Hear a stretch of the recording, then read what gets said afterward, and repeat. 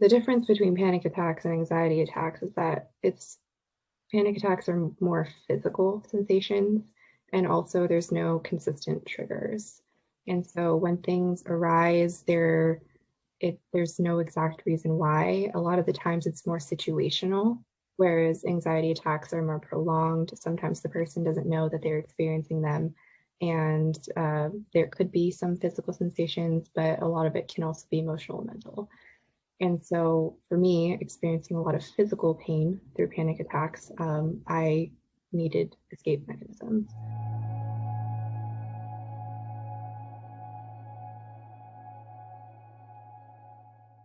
Hey friends, welcome back to Normalize the Conversation. Today I'm here with Rae Ebue. Thank you so much for joining me. Hey, how's it going? How are you? Well, it's been a very interesting week. I just ended the season for Pulse Connection, and now I'm getting back into, balancing my mental space and mentally preparing for a lot of things to come. So yeah, it's been a more like less stressful week. I love that. We all need a rest, especially when you have so much going on. So can you tell Mhm. me about Pulse Connection? Yes, I can. Pulse Connection is my little baby, I guess you could say, my passion project. It kind of stemmed because of two interests that I've had for a very long time. To begin with, I am Filipino, and I'm also third generation, so I was raised not really to um, not aware of my culture and heritage growing up. And then also, I went to non diverse grade schools up until I was maybe 15, 16. And so I was constantly not surrounded by fellow Filipinos or even fellow Asians. And so I became very curious about my heritage. I wanted to know a lot more about it.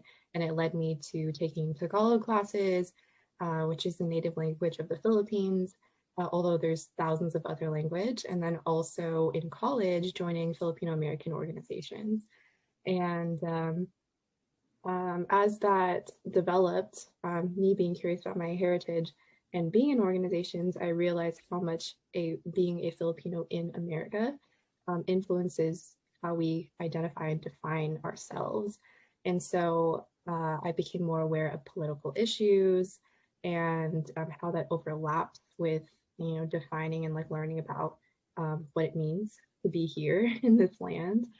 And between all of that too, I also picked up a passion for dancing, and so I've been doing that for almost a decade now, which is a really weird thing to say because I don't dance very often. It's been like an off and on thing for like the last decade, so I feel like that timeline doesn't really reflect my experience.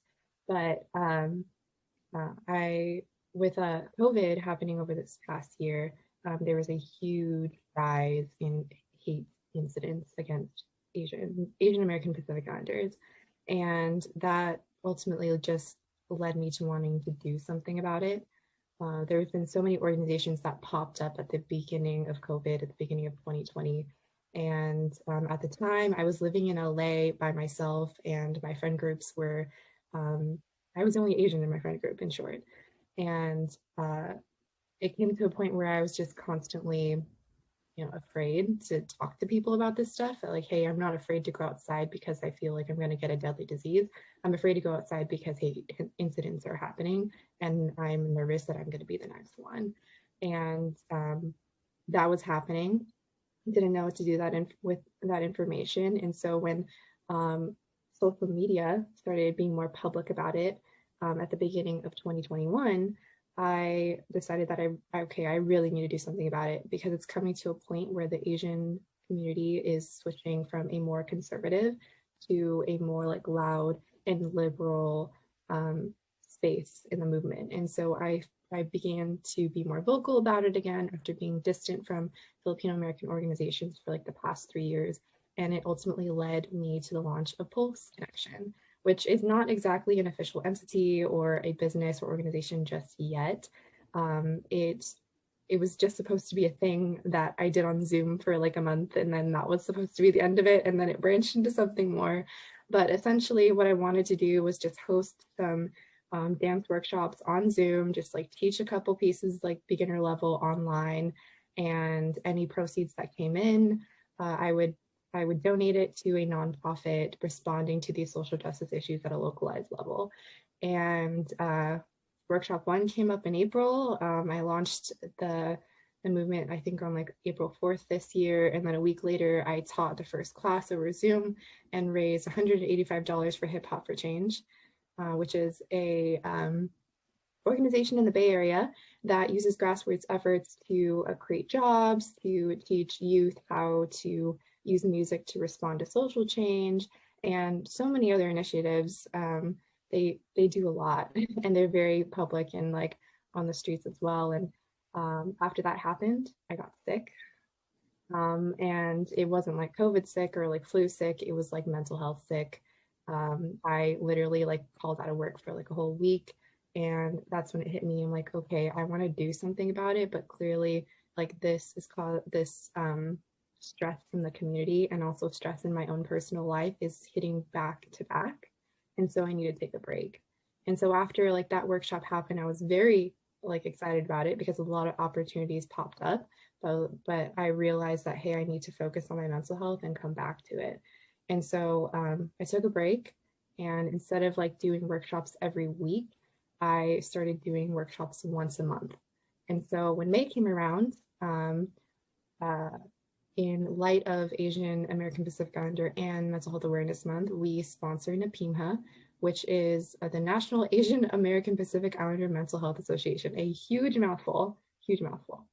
But they work on a lot of preventative trainings and offer types of like workshops to help people learn coping mechanisms for themselves and also for other people. So when mental health issues or like conversations arise, they know how to respond to it and direct people to the right resources. And that is like a whole thing of going back to breaking the stigma, because it reminds people, especially at this age, where we're not familiar with mental health until we're forced into it, that going to therapy is a normal thing. Like it's preventative. Like much like I talked to the program director JR on a podcast which was shared with our donators that month, and one of his things was or one of his points was, you know, I go to the doctor every year not because I'm sick, it's for a checkup. And so it's the same like concept with therapy. And I felt that was very comforting to hear because I began being a consistent mental health consumer back in March. And so I was, you know, while going through all Pulse Kinection, I was still trying to I'm still to this day trying to figure out, you know, where, you know, how to cope with, you know, my own things. And so yeah, so we sponsored NAPIMHA in May, and then this month we sponsored Stop AAPI Hate, which is an organization also in the Bay Area, like Hip Hop for Change, but they collect data for hate incidents across the United States and combine them to show to organizations and government levels that, hey, this is happening and there needs to be something done about it.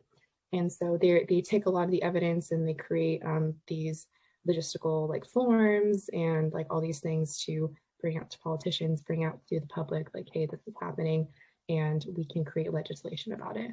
And I also just found out the other day that the high schoolers of in that organization, they did create a legislation that they're working on and on getting approved. And I think that's like absolutely amazing because like, man, I didn't know what I wanted to do before I was 18. So yeah, at the end of the day, Pulse Kinection was just originally a way for me to want like figure out how to overlap creativity into the social justice world, because I feel like that's something that was missing from the dance community for such a long time, because there's a lot of issues within the dance community itself that are still being addressed, and it's not helpful that maybe that's not the right way to say it, but in short, that there's all these social justice issues that have popped up since COVID started, and you know they're essentially intersectional. And there's ways that we can use dance, our talents, and our creativity, much like any other talent, such as music or painting or anything like that, to bring awareness to these causes and amplify them. And so I just wanted to like be one of those, I guess, organizers that can create a space for those people and teach them how to do that. And so what initially was just an idea, and I just told my cousin, I was like, hey, I kind of want to do this. And she was like, you should. And I was like, okay, I will. And then I did. It's now becoming a lot bigger than I was anticipating. And I'm not sure exactly where it's going, but I'm hoping to make an announcement about it soon because there definitely are projects happening behind the scenes, even though our season just ended. First of all, wow. You started this year. Yes, So in April. from April to now, you have done so much. And not only have you taken dance as another form of expression, because we can express ourselves in many different ways, especially with mental health and healing through movement, but you've also bring awareness to all these different amazing organizations out there who are doing great work that aren't being amplified and raising money for them on top of that. And that is absolutely incredible. And I want to go back to a point in the beginning that you made. You were talking about you wanted to learn more about yourself and your heritage. And I think a lot of people go through that, but they don't know where to start. So how did you kind of figure that out? Well, I think first things first, I asked my parents a lot of questions. My parents were our second generation, so that means that I actually have one parent that was born in the Philippines and then immigrated here at a very young age, and then my other parent was born here in the States and spent part of his childhood in the Philippines, but ultimately grew up here. And what that means for me is that I was raised in a household that does not follow a lot of the Filipino stereotypes. I was also not taught any of our native languages because um, my family, where our regions are um, Luzon and then also the Ilocanos. So we speak Tagalog and Ilocanos on both sides of the family. And I was not taught either of those. And so I essentially had to ask my parents about their experiences, if they remember anything in the Philippines, if they know anything about our family, and even my grandparents too. But by the time that I was like at that curious age, my grandparents were beginning to forget a lot of things about back home. And so um, after I, had that chance to spend time with my family and get to know like directly about my heritage, I started leaning on the community more and education more. And so I was very fortunate that in my high school experience, I went to a predominantly Filipino school. And because language was a requirement in high school, we actually had Tagalog as one of our options. And so I took Tagalog for 4 years in high school, although I did not retain any of the information because I didn't have anybody to practice it with.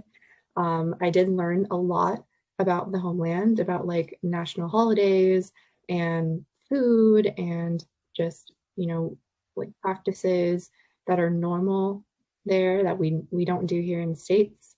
And then going into college, I started joining organizations, and that just continued on my curiosity because by then I wasn't just learning about familial upbringing or more formal educational level stuff, but I was meeting people who identified with my story as far as not feeling like they could fit in their communities because they were either too Filipino or not Filipino enough. And so I was constantly surrounding myself with people by then that I feel like I could relate to and truly connect with, because that was the best way for me to figure out how to ask questions, what organizations to go to learn more about my heritage. And yeah, like I mean, I even remember because I was making so many friends at one point that were like maybe a generation at least older than me. And I would always ask them, hey, like, do you have any books about the farm workers movement or about an island in the Philippines or maybe maybe it could be something as simple as folk tales. And I started, finding all these little nooks and crannies around California and like collecting books, because that's also not a very easy thing to find, like books published by Filipinos in the States. And yeah, I just kept surrounding myself with information and people until I felt like I can learn something and comfortably like identify and tell other people, yeah, I'm Filipino. So, when you were first kind of getting that curiosity and trying to figure out who you were and more about your heritage and where you fit in with that in your identity, and you couldn't find people in the beginning, and you were struggling to find a community that you really belonged in, how did that affect your mental health? Okay, let me think about this one for a second.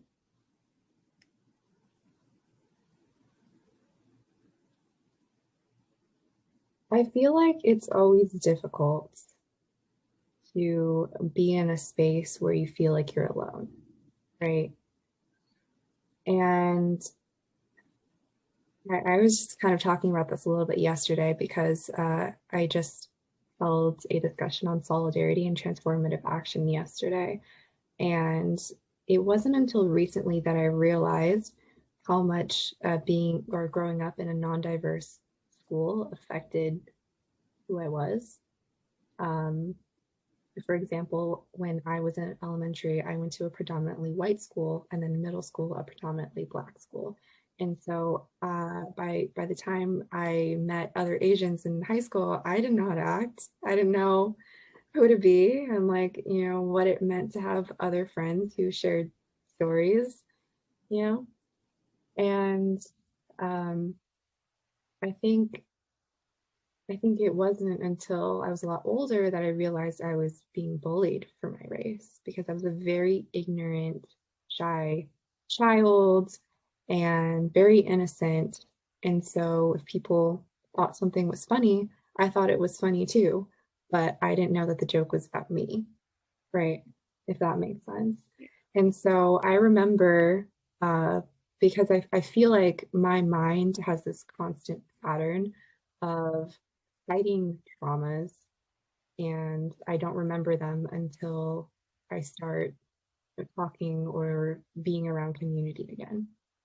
That uh, I remember that I experienced a lot of bullying related to racism, and I didn't realize that until I was almost in high school.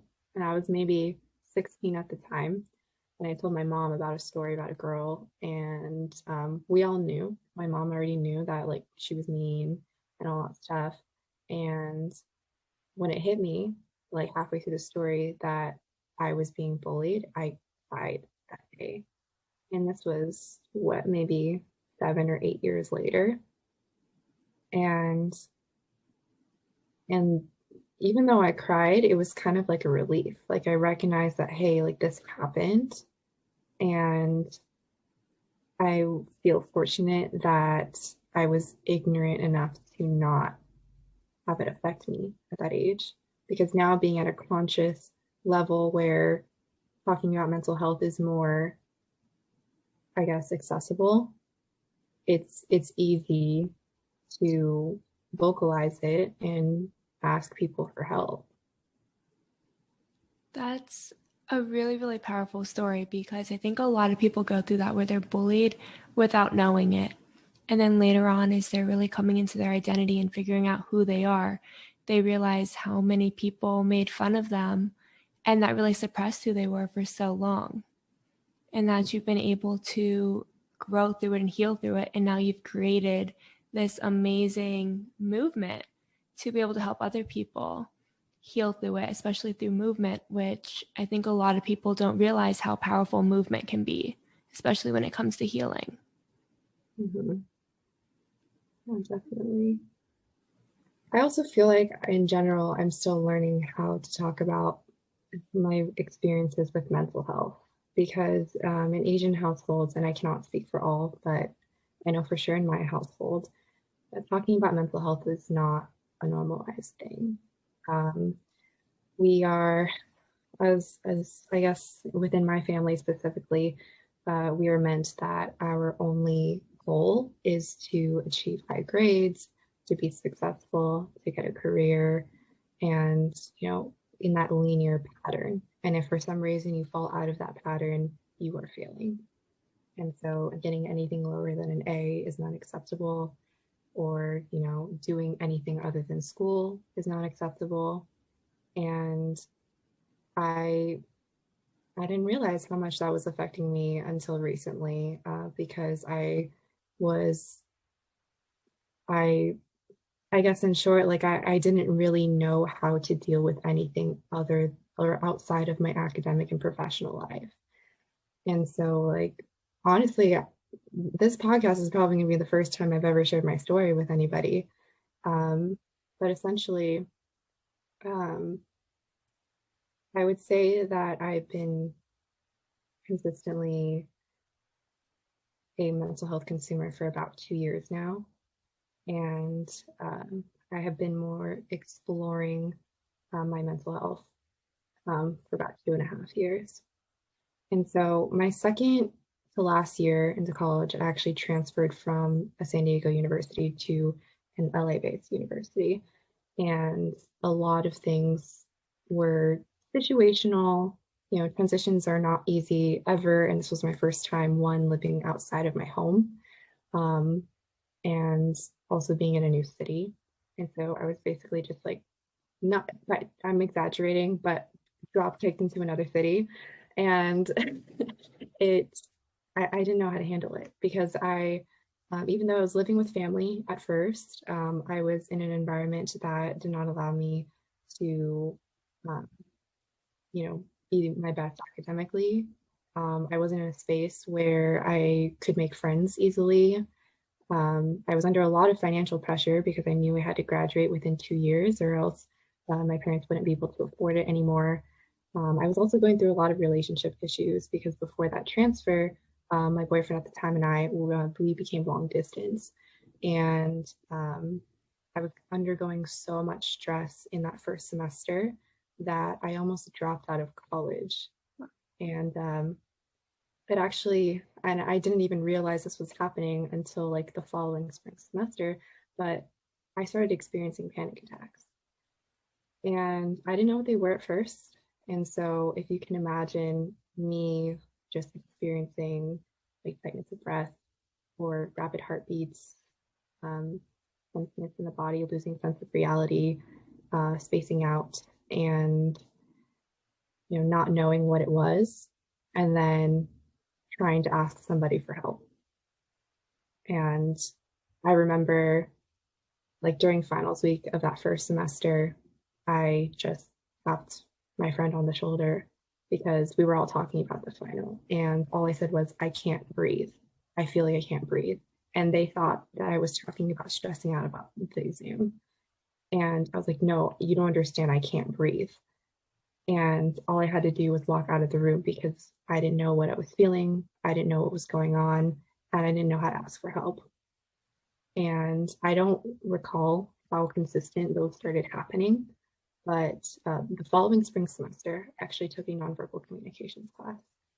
And essentially, that class was required, but it was about how to communicate beyond words.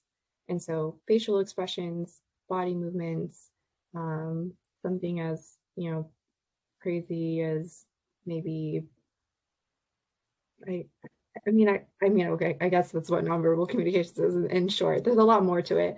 But the instructor of that class was a dance therapist.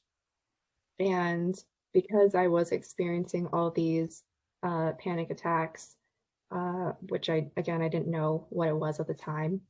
And I was learning about dance therapy. As a dancer, I went to her office hours and I asked her, I told her about my symptoms, what I was feeling, and not knowing what to do about it. And I asked her if dance therapy would have been beneficial for me. And we talked about it for a really long time. Like, we even got really nitpicky about my insurance and how that would work. My health insurance was really complicated at the time because I was still a dependent. And so, like, I only had access to hospitals in San Diego because anywhere else in the world, I would have to pay for it. And that was out of picture because I was paying for tuition. And so I basically like not lashed out, but vented out to her. And she gave me a lot of recommendations on dance therapists. And then she actually literally walked me from her office to the counseling office on campus that day to make an appointment. And that was a game changer for me because I felt seen for the first time. Um, at the time, I only knew one other person that was experiencing anxiety, maybe two. And that friend, I would talk to him a lot and he would affirm me and tell me that my experiences were valid. But because he was going through his own things, I did not rely on him to give me coping mechanisms. And so her walking me to the office that day was just, I felt saved for the first time, and that it was possible that something could change. And yeah, so like within maybe 2 or 3 weeks later, I go to the appointment and I talk to them about all these things, and they give me a couple of resources. One of them was a workbook on escape mechanisms for panic attacks, where essentially, if basically the difference between panic attacks and anxiety attacks is that panic attacks are more physical sensations, and also there's no consistent triggers. And so when things arise, there's no exact reason why. A lot of the times it's more situational, whereas anxiety attacks are more prolonged. Sometimes the person doesn't know that they're experiencing them, and there could be some physical sensations, but a lot of it can also be emotional and mental. And so for me, experiencing a lot of physical pain through panic attacks, I needed escape mechanisms, or else I would feel pain for hours. And this workbook, which I actually ended up taking notes on my own, like paper, and then giving it to somebody else that needed it. So I can't reference it anymore, but it was rationalizing your situations in that moment and trying to bring yourself back into reality so you can essentially learn how to alter your thoughts so you can like leave basically and be more aware of your environment, because I think what's scary about panic attacks is that they can literally happen anywhere. Like you can be at home, which would be really nice if you're home because then you know that you can't harm yourself. But it can also happen when you're driving, when you're at a party, when you're around other people. And that's when it gets kind of scary, especially when there's people around you that can't help you or aren't aware that this is a thing, or more dangerously, that, you know, if you're utilizing like heavy machines, that you might hurt yourself. Um, so that was one of the resources. And then also I received something called a feelings wheel, which I have a copy of it. I always like print it out and like put it in my planners every year. But I thought this was really important for me too, because I have trouble communicating my needs with other people. And so being able to define what I was feeling in a very, very specific level is very beneficial for me. And so I was given this wheel. This was like 3 years ago. And in the center of it, it has 6 different emotions that are very general. It says fear, anger, disgust, sad, happy, or surprise. And then within the inner circle, there's like more specific emotions. And then as you move outward, it's very, very specific. It doesn't cover every single emotion. And there's actually other wheels that are more, I guess, specific and more, have more options. But I think it was really helpful because before, when I didn't know how to communicate, I would create like sentence structures out of it. It was like, I am feeling this because this, so this is what I'm going to do about it.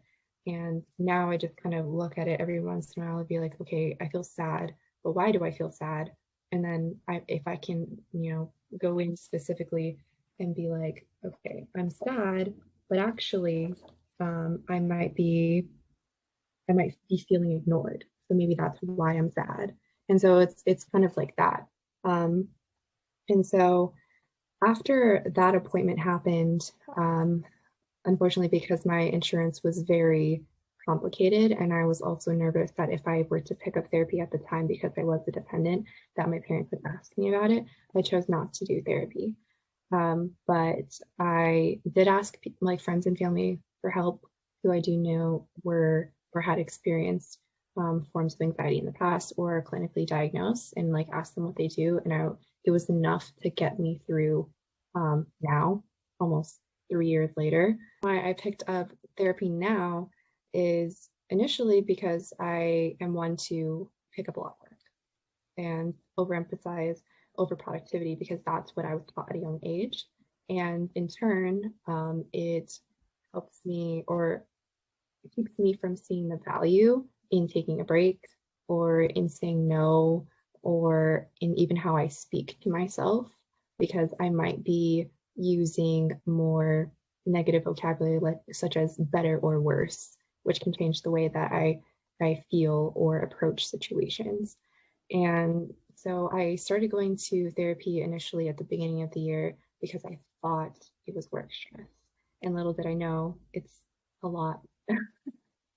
And um, yeah, I just think it's crazy because, you know, I recognize that me being able to go to therapy every other week is a privilege. And I feel like that's just not fair to even say that because you know, if mental health care was more accessible to me 3 years ago, like I may not have gotten to a point where I was feeling progressive pain or even, you know, being really destructive in my coping mechanisms, you know, when I was going through panic attacks or like being under a lot of high pressure and stress. Because, you know, I will say that I know 2020 was a hard year for a lot of people, but like from the end of 2019 going into 2020, like I was definitely at my lowest low. I was abusing drugs, I was abusing alcohol, I was borderline addicted to sex, and I didn't realize that I was using these things as coping mechanisms because I was not under anything um, like any help. Like I didn't have any help and I didn't know how to ask for help either. And so when new stressful situations arose, whether it was like school or um, through friends, because I had a very unstable friend group, um, just in general, not like mental health, that, you know, I didn't know where to turn to because the environment that I was surrounded by encouraged me to do stuff like this.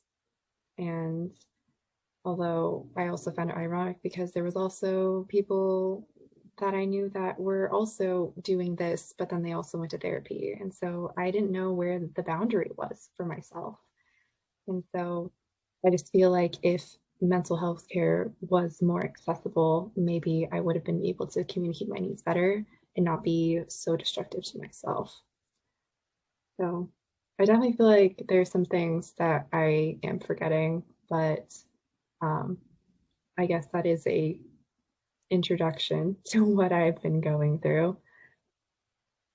Your mental health journey has been a really long journey of not knowing how to advocate for yourself or what to feel or where to start. And I think a lot of people go through that, especially in the beginning when anxiety attacks and panic attacks start to develop and no one has explained to you what that is. It kind of is a big joke when you're growing up, like, I'm going to have a panic attack or I'm going to have an anxiety attack. So when those start to happen, you don't realize that this is real. This is a real thing and it can be so debilitating. And as you're trying to navigate that and then trying to find therapy or counseling or some kind of treatment that's accessible is so difficult, and especially for college students. A lot of college students can't afford to go off campus for therapy or for counseling, and a lot of school counseling doesn't have availability or enough availability. They might tell you can see us once a month for appointments and that's it. And that doesn't help, especially in the moment when it takes another month before you can get that first appointment. So I think that's something that a lot of people can relate to is feeling so at a loss. just simply at a loss because you don't know what you're going through. You don't know really how to advocate for yourself and put into words. And the people you really need to help you figure that out aren't always accessible. It seems that you've done so much work since that point to figure out who you are and how to heal from it, especially with that emotions wheel. I love that so much because understanding your emotional language is a key part of your mental health.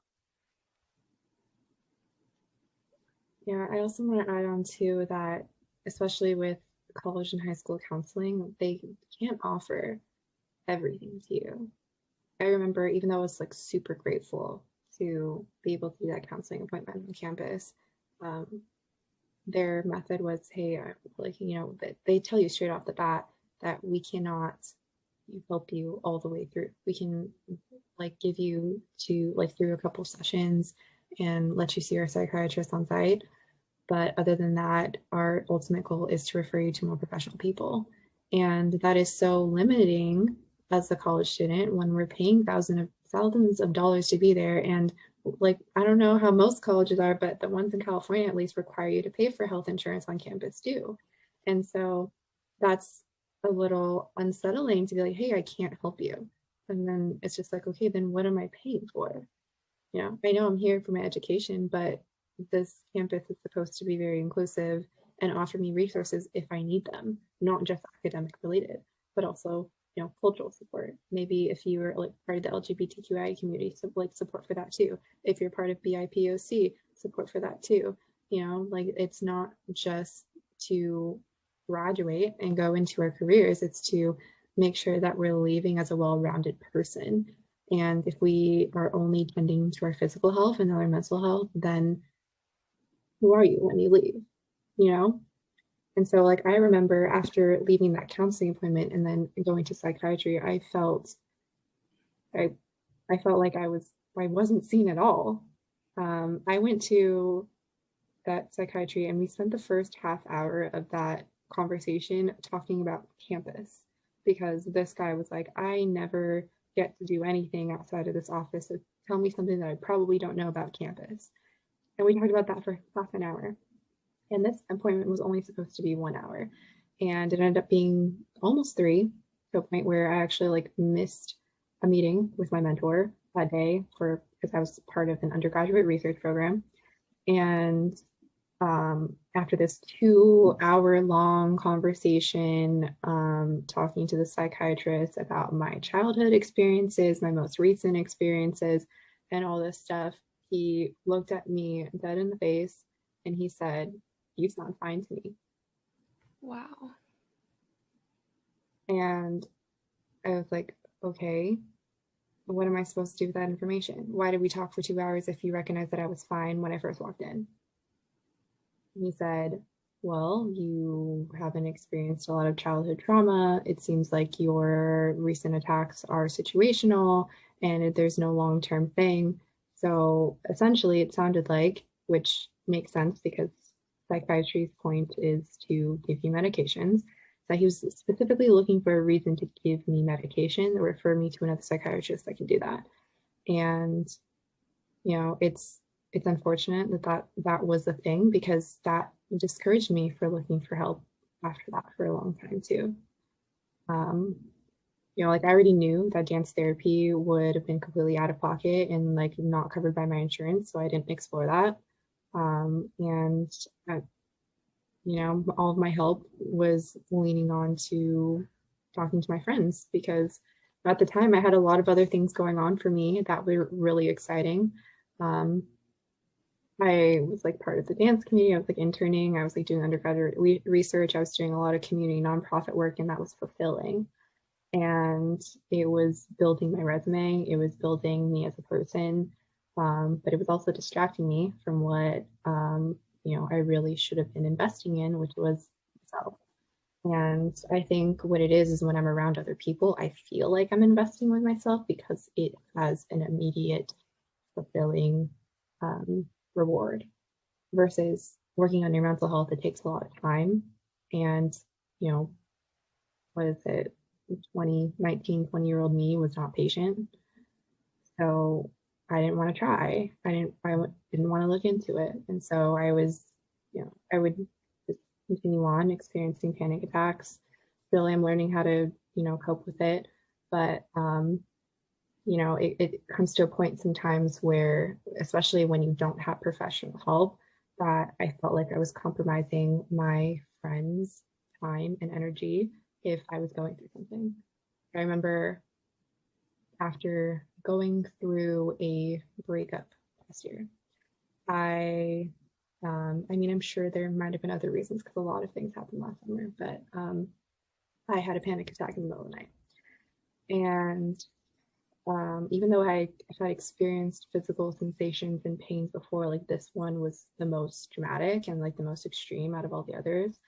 I had trouble breathing and I had chest pains for just, I don't know how long it was lasting. And I realized that when it wasn't going away, that I needed to do something about it. But I didn't know what it was because I had to, like, that was my first time experiencing that pain. And my mind was so frantic that I was trying to look online to see if there was anything I can do to help myself. And the only thing I found was just stretching out my chest. And when that wasn't helping, I was like, okay, I don't know what else to do. And so I literally texted everyone that I felt comfortable and like was already aware of what was happening. Be like, hey, I'm in pain. Can you hop on a call with me and distract me? And my friends are very vocal about their boundaries, and they know that when I need something, that they need to be present for me. And so I was very thankful that some friends were like, I know you need help, but I cannot be present for you right now. And so I was very grateful for that. But luckily, I was able to find somebody to hop on a call with me. And this was 2 o'clock in the morning, my time. I'm in Pacific Standard Time. And so that means it was probably about 4 a.m. for them, maybe 5. And I just hopped in a call and I was like, hey, I am experiencing a lot of pain. And she asked me about my pain, walked me through it. And, I was like, yeah, this is what I'm feeling. She was like, okay, how can I help you? I was like, I want you to talk about anything, about your day, about anything like good happening, about your about your pets, about your husband, just like anything that has nothing to do with me. And I just want my mind to be in a different place until this pain goes away. And that conversation lasted for 2 hours. And by the end of that, I felt comfortable to tell her, hey, I don't feel anything anymore. And thank you for staying on the phone with me. And so luckily we both had very crappy sleep schedules during this time. And so it wasn't too much of a burden to ask that of her. But me not having consistent professional help, like I am still learning how to ask for help without having that burden feeling myself for doing that. It's so amazing that you were able to find a support system when you needed it, especially when the counseling and the psychiatry didn't go well. And it kind of isolates you when they tell you, like, we can't help you. But to find friends and loved ones who can be there during that critical time and let you know you're not alone is something that's so, so powerful and so important, because when people are struggling, they tend to truly feel alone. And when you feel alone, you begin to feel hopeless. I can absolutely second that because I remember early on too, jumping backwards into the timeline until like right after the counseling session. I remember telling some of my closest family members and friends about it. And there's a lot of people within our friend group that are clinically diagnosed with anxiety or depression or bipolar disorder. And because I was not clinically diagnosed, I was, I guess, self-diagnosing or at least speculating that this is what I might have, and I'm looking for help to figure it out. This is essentially what I was communicating. But because like those friends existed too, I initially was shut down. well, you don't have anxiety, you think you have anxiety because that's what social media tells you because of your symptoms. That's what the internet tells you because of your symptoms. And that was hard because I, you know, was raised in a family where talking about mental health wasn't a thing. Um, and not that like it didn't exist, but it's just like it wasn't okay to talk about it in the house for no like for some unspoken reason.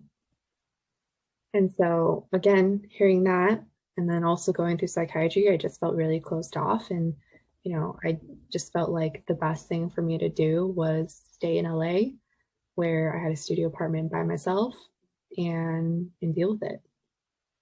Because I felt like if I just kept talking to more people about what I was going through, I was going to feel alienated.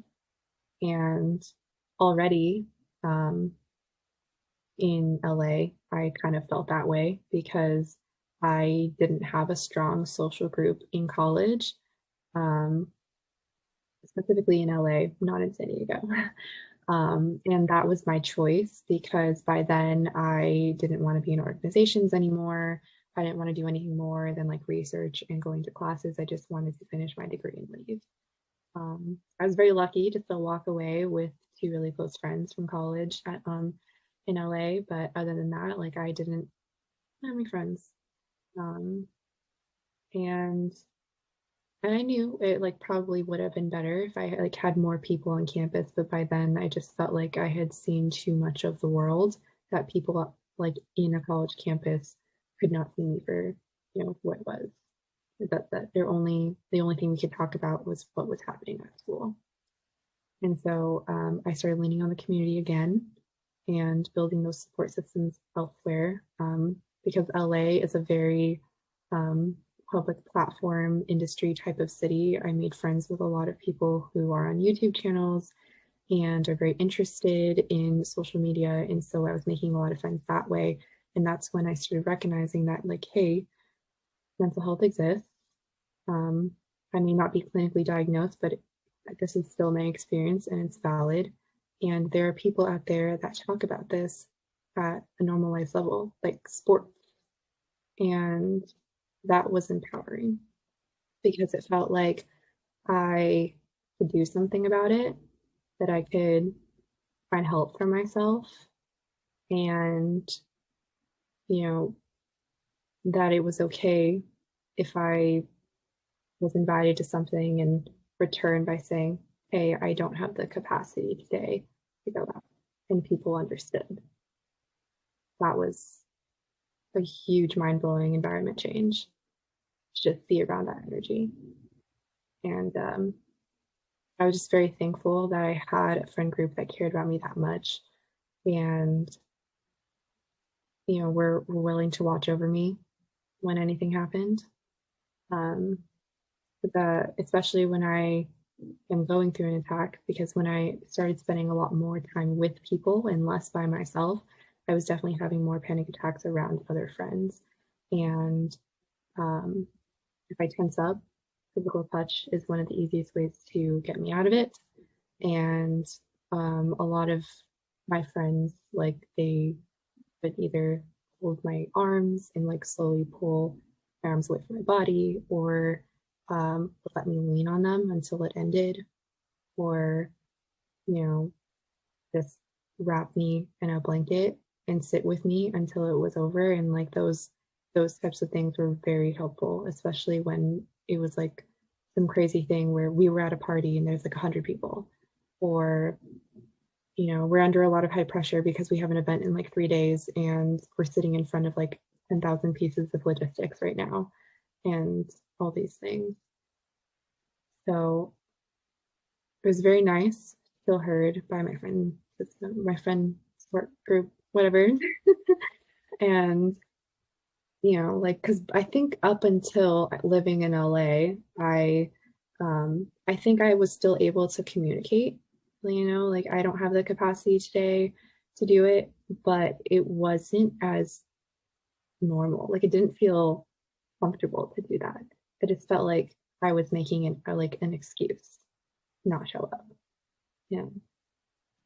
It sounds like you've come a really long way throughout your journey and finding that right support group and those friends who can really see you and validate what you're going through and just be there for you. Thank you so much, Rae, for joining me today and for all the amazing work you're doing with Pulse Connection. Thank you so much for having me.